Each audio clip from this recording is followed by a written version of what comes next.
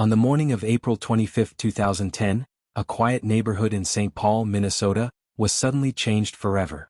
A 911 call came in from a man who sounded scared and desperate. He told the dispatcher that someone had broken into his home. He said there had been a struggle. He said his wife had been shot. The man's name was Nicholas Firkus. His wife was Heidi Firkus. At first the story seemed simple. A husband and wife were attacked inside their own home. A stranger had entered. A fight happened. And in the middle of that terrifying moment, Heidi lost her life. But as investigators began looking deeper, they found questions that did not have easy answers.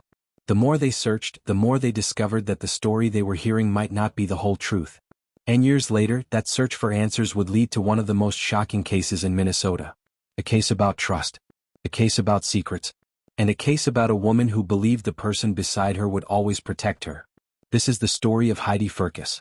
Before everything changed, Heidi was remembered as someone who cared deeply about others. People who knew her described her as kind, loving, and full of life. She was the type of person who wanted everyone around her to feel welcomed.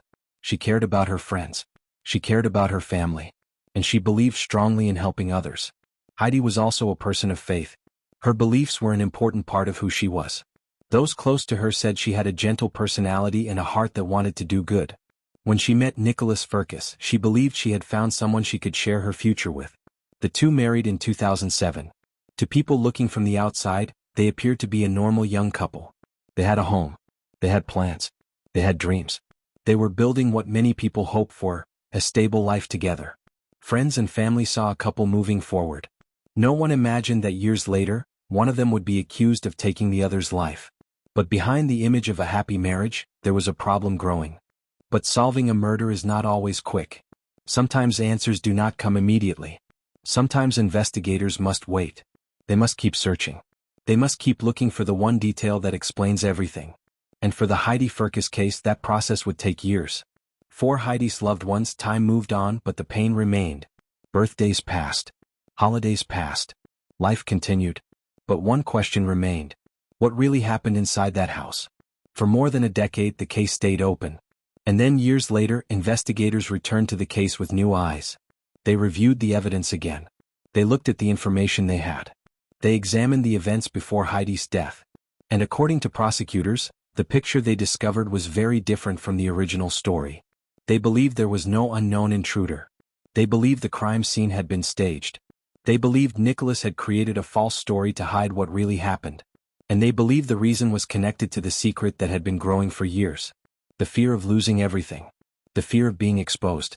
And the fear of facing the truth. In 2021, more than 11 years after Heidi's death, Nicholas Firkus was arrested. The arrest shocked many people. A case that had remained unsolved for so long was suddenly moving forward.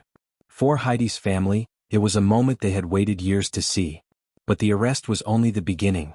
Now the case would have to go to court. And a jury would have to decide what really happened. The courtroom would become the place where every detail would be examined. Every piece of evidence. Every statement. Every unanswered question. And after more than a decade of waiting, Heidi's story would finally be heard. A problem that would eventually become the center of the entire investigation. Money. Financial struggles are something many families face. Sometimes people fall behind on bills. Sometimes unexpected problems happen.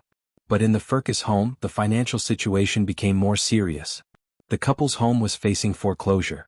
Mortgage payments had not been made. The house they lived in was no longer secure. According to prosecutors, Nicholas knew how bad the situation had become.